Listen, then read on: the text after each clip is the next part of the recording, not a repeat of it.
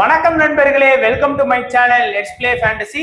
இன்னைக்கு நம்ம என்ன மேட்சுக்கான ப்ரெடிக்ஷன் பார்க்க போறோம்னா பிபிஎல்ல 39வது மேட்சான சிக்ஸர்ஸ் வெர்சஸ் பெர்த்துக்கான மேட்ச் தான் பார்க்க போறோம்.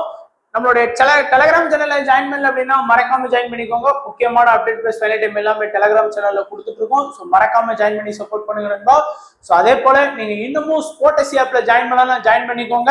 தமிழ்நாடு நண்பர்களால் உருவாக்கப்பட்ட ஒரு ஃபேண்டசி ஆப் தான். ஸோ நமக்கு பிக் ஒன் பிளேயர் ஃபேண்டசி அப்படிங்கிற ஆப்ஷன்லாம் இருக்கு. ஸோ மறக்காம ஜாயின் பண்ணி சப்போர்ட் பண்ணுங்க. ஸோ இன்னைக்கு மேட்ச் பாத்தீங்க அப்படின்னா பெர்த்ல தான் நடக்குது. ஸோ பெர்த் பிச்சை பொறுத்த வரைக்கும் பாத்தீங்கன்னா உங்க எல்லாருக்குமே நல்லா தெரியும் இந்த பிச்சை பத்தி. அதாவது பார்த்தோம் அப்படின்னா ஃபாஸ்ட் பவுலருக்கு இந்த பிச்சு மாதிரி எந்த பிச்சுமே இந்த பிபிஎல் சீசன்ல சப்போர்ட் பண்ணலாம். அந்த லெவலுக்கு பாத்தீங்க அப்படின்னா ஃபாஸ்ட் பவுலர்ஸ் வந்து இது வரைக்கும் சூப்பரா வந்து பாத்தீங்கன்னா இந்த பிச்சில் வந்து விக்கெட் எடுக்கிறாங்க. அதே மாதிரி கொஞ்சம் நல்ல ஸ்கோர் பண்ணிட்டாங்க அப்படின்னாலே பேட்டிங் ஃபர்ஸ்ட் பண்ற டீமால ஈஸியாவே வின் பண்ண முடியுது அப்படிங்கிற மாதிரியே நம்ம பார்க்கலாம். ஸோ ரீசெண்ட் மேட்சை பார்த்தீங்கன்னாலே உங்களுக்கு நல்ல ஒரு ஐடியாஸ் கிடைக்கும். 4 மேட்ச் நடந்திருக்கு. 4 மேட்ச்லயும் ஃபர்ஸ்ட் வந்து பவுலர்ஸை பார்த்தீங்கன்னா ஃபாஸ்ட் பவுலர் பாருங்க 14 விக்கெட் எடுத்திருக்காங்க. 2 விக்கெட் தான் ஸ்பின்னர். இங்க 14 விக்கெட்டுமே ஃபாஸ்ட் தான், ஸ்பின்னர் விக்கெட்டே எடுக்கல. இங்க 13 விக்கெட் ஃபாஸ்ட், 2 விக்கெட் தான் ஸ்பின்னர். இங்க 8 விக்கெட் ஃபாஸ்ட், 1 விக்கெட் தான் ஸ்பின்னர். இதுல இருந்து என்ன தெரியுதுன்னா ஃபாஸ்ட் பவுலர் வந்து நல்லா இந்த பிட்ச் வந்து சப்போர்ட் பண்ணுது அப்படின்னு தெரியுது. ஒருவேளை இப்ப நீங்க ஒரு 6 கிராண்ட் லீக் டீம் ட்ரை பண்றீங்க அப்படின்னா 5 டீம் வந்து ஃபாஸ்ட் பவுலருக்கு ஃபேவரா ட்ரை பண்ணுங்க. ஒரே ஒரு டீம் வந்து ஸ்பின்னருக்கு சப்போர்ட்டாவும் ட்ரை பண்ணிக்கோங்க. எதிர்பாராத மாதிரி ஸ்பின்னருக்கு சப்போர்ட் பண்ணிட்டுனா அந்த டீம் வந்து நம்மளை காப்பாற்றும். அதுக்காக அந்த மாதிரி ட்ரை பண்ணிக்கலாம். ஸ்கோர் வைஸாவும் பாத்தீங்க அப்படின்னா இந்த ஒரு மேட்ச் மட்டும்தான், அதாவது ஹோபர்ட் வந்து 172 ரன் அடிச்சாங்க. அதை பெர்த் வந்து பாத்தீங்கன்னா ஈஸியாவே வின் பண்ணிட்டாங்க 16 ஓவர்ல. அதே மாதிரி பெர்த் வந்து அவங்க ஹோம் பிட்ச்ல வந்து இது வரைக்கும் அவங்க வந்து தோக்கவே இல்லை. 9 விக்கெட் வித்தியாசத்துல வின் பண்ணியிருக்காங்க, 13 ரன் வித்தியாசத்துல வின் பண்ணியிருக்காங்க, 42 ரன் வித்தியாசத்துல வின் பண்ணியிருக்காங்க, 35 ரன் வித்தியாசத்துல வின் பண்ணியிருக்காங்க. பிரிஸ்பரின் ஹீட்டே வந்து பாத்தீங்கன்னா 160 ரன் அடிச்சுட்டு வின் பண்ணிட்டாங்க. அதான் நம்ம சொன்னது, ஒரு 150 பிளஸ் இந்த பிட்ச்ல ஸ்கோர் பண்ணிட்டாலே பெர்த்தால ஈஸியா வின் பண்ண முடியும் அப்படிங்கிற மாதிரிதான் சொல்றாங்க. அவங்க ஃபர்ஸ்ட் பேட்டிங் பண்ற மேட்சும் பாருங்க எல்லாமே 121 ரன் வித்தியாசத்துல அந்த மாதிரி ஸ்கோர் பண்ணிடுறாங்க, நல்லா ஸ்கோர் பண்ணிடுறாங்க. இந்த மேட்ச் வந்து ஒரு 162 ரன் ஸ்கோர் பண்ணாலும் ரன் அடிச்சு அடிக்க இல்லை. அதனால அந்த டீமுக்கு ஏற்ற மாதிரி ஸ்கோர் பண்ணி நல்லா ஆடுறாங்க. ஸோ இதுதான் ரீசெண்டா இந்த கிரவுண்ட்ல வந்து நடந்த 4 மேட்ச் ரிசல்ட்டுமே கொடுத்தாச்சு. ஸ்கோர் வைஸா ரெக்கார்ட் வைஸா பாத்தீங்க அப்படின்னா டோட்டலா இது வரைக்கும் நமக்கு வந்து இந்த பிட்ச்ல வந்து 4 மேட்ச் நடந்திருக்கு. 3 பேட்டிங் பெஸ்ட். அதாவது பாத்தீங்கன்னா ஒரு 150 பிளஸ் ஸ்கோர் பண்ணாலே இந்த பிட்ச்ல வந்து ஒரு 150 பிளஸ் டு ஒரு 160 அந்த மாதிரி வந்துட்டுனாலே ஈஸியா வின் பண்ணிடுறாங்க. செகண்ட் பேட்டிங் அதுவும் பெர்த் தான் பண்ணாங்க. ஒருவேளை இந்த மேட்ச்ல வந்து பெர்த் வந்து செகண்ட் பேட்டிங் பண்ணாங்கன்னா அவங்களுக்கு கொஞ்சம் இம்பார்ட்டன்ஸ் வந்து கொடுத்துக்கோங்க. ஏன்னா பெர்த் வந்து 4க்கு 4மே வின் பண்ணியிருக்காங்க ஹோம் பிட்ச்ல. 0ல இருந்து 150க்குள்ள 2 இன்னிங்ஸ், 169க்குள்ள 5 இன்னிங்ஸ், 89க்குள்ள 2 இன்னிங்ஸ், 190 பிளஸ் பாத்தீங்கன்னா ஒரு இன்னிங்ஸ் மட்டும் தான் ஸ்கோர் பண்ணியிருக்காங்க. High score Perth 211, low score Brisbane Heat வந்து 128க்கு ஆல் அவுட் ஆனாங்க லாஸ்ட் மேட்ச்ல. இப்போ வந்து பெர்த்துக்கான பாசிபிள் லெவல் வந்து பாத்திரலாம். ஸோ பெர்த்தை பொறுத்த வரைக்கும் ஒரு நல்ல ஸ்ட்ராங்கான டீம் தான். ஓப்பனிங் வந்து பாத்தீங்கன்னா எஸ்டினாஸ் ஆடுறாரு, கொஞ்சம் நல்லா ஹார்ட் ஹிட்டர், நல்லா அதிரடியா ஆடக்கூடிய பிளேயர். லாஸ்ட் மேட்ச்ல 12 ரன் மட்டும் தான் ஸ்கோர் பண்ணாரு. முதல் மேட்ச் ஆரம்பிக்கும் போது பாத்தீங்கன்னா ஒரு 25 ரன் ஸ்கோர் பண்ணாரு. அடுத்து வந்து பாத்தீங்கன்னா ஹாரிஸ்ங்கிற ஆஸ்திரேலியாவோட கொஞ்சம் முன்னாடி டெஸ்ட் பிளேயர் வந்து பாத்தீங்கன்னா புதுசா வாங்கியிருக்கிறாங்க இந்த சீசனுக்கு. அதாவது சாம் ஒயிட்மேன், அதுக்கப்புறம் பாத்தீங்கன்னா எல்லாம் வந்து ஜாக் ராவ்லி எல்லாருமே கொஞ்சம் இது நம்ம என்னது வேற வேற சீசன் ஆட போனதுனால அவங்களுக்கு வந்து ஓப்பனிங் பிளேயர் செட் ஆகுதுங்கிறதுனால அவங்க வந்து ஹாரிஸை வந்து வாங்கியிருக்காங்க. ஸோ கண்டிப்பா ஹாரிஸ் பிளேயிங் லெவலில் இருக்கிறதுக்கான வாய்ப்பு இருக்கும். அதுக்காக தான் வாங்குறாங்க. ஓப்பனிங் ஆடுவாரு. இதுக்கு முன்னாடி பிபிஎல் சீசன்லாம் பாத்தீங்கன்னா ரெனக்கட்ஸுக்குலாம் ஆடி இருக்கிறாரு. அதனால கண்டிப்பா ட்ரை பண்ணி பார்க்கலாம். நல்ல ஒரு பிளேயர் தான். அடுத்து ஆரோன் ஹார்டி வந்து பாத்தீங்கன்னா அவர் வந்து பேட்டிங் பிளஸ் பவுலிங் பண்ணாருனாலே இம்பார்ட்டன்ட் சொன்ன மாதிரி லாஸ்ட் மேட்ச் 9 ரன் தான் ஸ்கோர் பண்ணாரு. ரீசெண்டா அவர் வந்து ரன் வந்து பெருசா ஸ்கோர் பண்றதே இல்லை. மொதல் ஒரு 5 மேட்ச் வந்து பாத்தீங்கன்னா நல்லா ஸ்கோர் பண்ணி கொடுத்த பிளேயர். லாஸ்டா ஒரு 3 மேட்சா பாத்தீங்கன்னா ஸ்கோர் பண்ணல. பட் பவுலிங் ஆப்ஷன் வந்து பாத்தீங்கன்னா ஃபுல்லா வந்துட்டு, ஏன்னா ஜெய் ரிச்சர்ட்சன் வந்து பாத்தீங்கன்னா இன்ஜுரி அப்படிங்கிறதுனால போயிட்டாரு. அதனால வந்து அவருக்கு பதிலா இப்ப அவரு தான் பவுல் பண்ணி ஆகணும். அடுத்து இங்கிலீஷ் கொஞ்சம் நல்ல பிளேயர், பேட்டிங் பிளஸ் விக்கெட் கீப்பர்ல இருக்கிறதுனாலே கொஞ்சம் நல்ல பாயிண்ட்ஸ் வாங்கி கொடுக்கக்கூடிய ஒரு பிளேயரா தான் இருப்பாரு.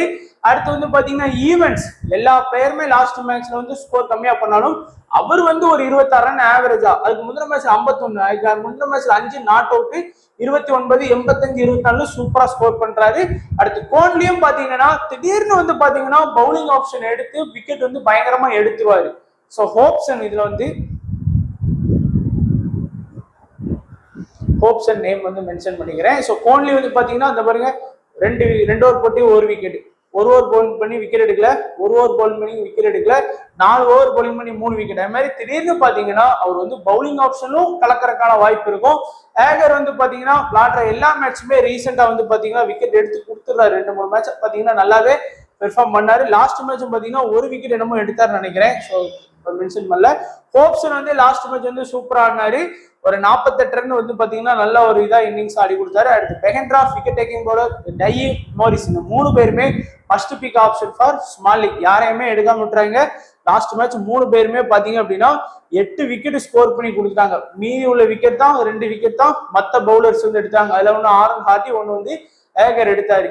மீதி எல்லாமே பாத்தீங்கன்னா இவங்க தான். ஸோ இந்த 3 பேர்ல யார் இம்பார்ட்டன்ட் எவர் இம்பார்ட்டன்ட்லாம் சொல்லாங்கன்னா பெஹென்ட்ராஃப், டையி மோரிஸ், இந்த 3 பேருமே இம்பார்ட்டன்ஸ். அண்ட் 4வதா பாத்தீங்கன்னா ஆரன் ஹார்டிக்கு வந்து 4வது இம்பார்ட்டன்ஸ் கொடுத்துக்கலாம். 5வது வந்து பாத்தீங்கன்னா இங்கிலீஷ் கொடுத்துக்கலாம்.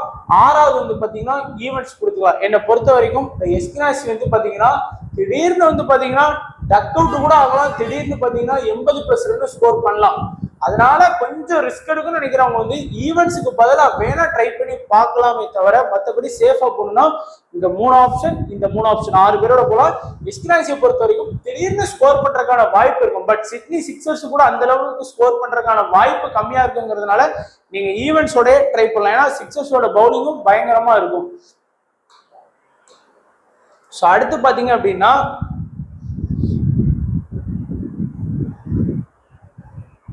ஸோ பிலிப்பு வின்ஸ் 2 பேர் தான் இன்னிங்ஸ் ஓபன் பண்ண போறாங்க. 2 பேருமே தெரியும் அடிச்ச அன்னைக்கு நல்லா ஸ்கோர் பண்ணுவாங்க. லாஸ்ட் மேட்ச் 2 பேருமே பாத்தீங்க அப்படின்னா நல்லா ஸ்கோர் பண்ணாங்க.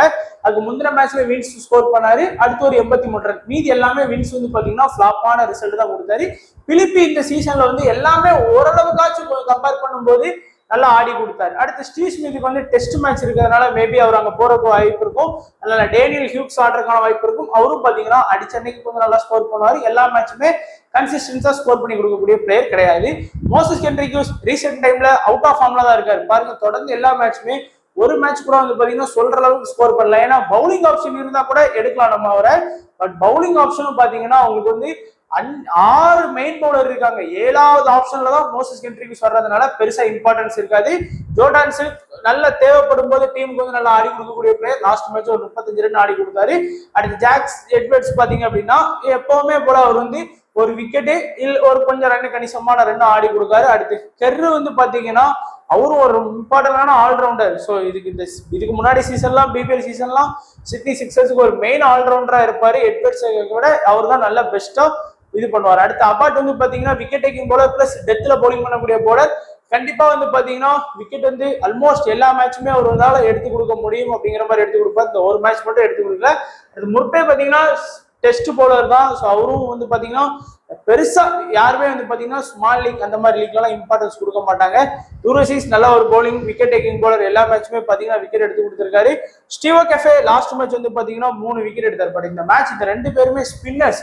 ஸ்பின்னுக்கு சப்போர்ட் பண்ணுமா அப்படிங்கிறது 1000 கொஸ்டின் மார்க் இருக்கு. ஸோ அதனால நம்ம ஃபாஸ்ட்டுக்கே இம்பார்ட்டன்ஸ் கொடுத்துட்டு போயிடலாம். ஸோ இம்பார்ட்டன்ஸா பாத்தீங்கன்னா கெர்ரு, எட்வர்ட்ஸ், அபார்ட், அடுத்து வின்ஸ், பிலிப்பி, இந்த 5 பேர் இல்ல தூரசி 6 பேருக்கு வந்து நீங்க தாராளமா இம்பார்ட்டன்ஸ் கொடுத்துக்கலாம். ஸோ இப்போ நம்ம ஸ்மால் லீக் டீம் பாத்தீங்கன்னா ஃபுல்லா பவுலிங்க்கு ஃபேவரா தான் இந்த டீம்ஸ் எல்லாமே கிரியேட் பண்ணியிருப்பேன். ஸோ விக்கெட் கீப்பர் ஆப்ஷன்ல இங்கிலீஷ், வின்ஸ், ஈவென்ட்ஸ், ஹார்டி டாப்ல ஆடக்கூடிய 3 பிளேயர். இங்க வின்ஸ், எட்வர்ட்ஸ், கெர்ரு. ஸோ கொஞ்சம் பேட்டிங் ஆப்ஷன் இருக்கு. அடுத்து பெஹென்ட்ராஃப், டையி மோரிஸ், அபார்ட், தூரஸ். ஸோ இதுல ஏதாவது சேஞ்ச் பண்ணா நீங்க வேணும்னா பிலிப்பியை வேணா ட்ரை பண்ணலாம். இல்லைன்னா மோசஸ் ஹென்ரிக்ஸை நீங்க வேணும்னா ட்ரை பண்ணி பாருங்க. மற்றபடி எனக்கு தெரிஞ்சு ஓகேவா தான் இருக்கும். அண்ட் சேஃப் கேப்டன் வைஸ் கேப்டன்ல ஆண்ட்ரூ டையும் ஆரோன் ஹார்டி மோரிஸ், ஏன்னா அந்த 3 பேருமே இந்த பர்டிகுலர் பிச்சில் வந்து நல்லா பெர்ஃபார்மன்ஸ் பண்றாங்க. பேட்டிங்கும் சரி பவுலிங்கும் சரி. டைலாம் பாத்தீங்கன்னா மினிமம் எல்லா மேட்சுமே 2 விக்கெட் எடுத்து கொடுக்காரு. மோரிஸ் அதே மாதிரி 2 விக்கெட் எடுத்து கொடுக்காரு. அப்படிங்கிறதுனால நான் கேப்டன் வைஸ் கேப்டன் ஆப்ஷன்ல உங்களுக்கு கொடுத்துருக்கிறேன். ஸோ அதனால ட்ரை பண்ணி பார்க்கலாம். ரிஸ்கான ஆப்ஷன்ல வந்து இங்கிலீஷை ட்ரை பண்ணுங்க, தூரசி ட்ரை பண்ணுங்க, பெஹென்ட்ராஃப் வந்து ட்ரை பண்ணி பாருங்கள். இல்லை அப்படின்னா இந்த 2 ஆல்ரவுண்டர்ஸையுமே நீங்க வந்து கொஞ்சம் கேப்டன் வைஸ் கேப்டனா மற்ற லீக்ஸ்ல வந்து ஃபோக்கஸ் பண்ணி பார்க்கலாம். ஸோ இதுதான் நண்பா நம்மளுடைய ப்ரெடிக்ஷன் ஃபார் பெர்த்துக்கும் சிட்னி சிக்ஸர்ஸுக்குமான மேட்ச். ஸோ வீடியோ பார்த்த எல்லா நண்பர்களுக்கும் நன்றி, வணக்கம். தேங்க்ஸ் ஃபார் வாட்சிங் நண்பா.